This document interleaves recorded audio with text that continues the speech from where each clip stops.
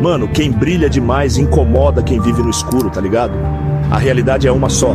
Deus não escolhe os capacitados, Ele capacita os escolhidos. Pega a visão.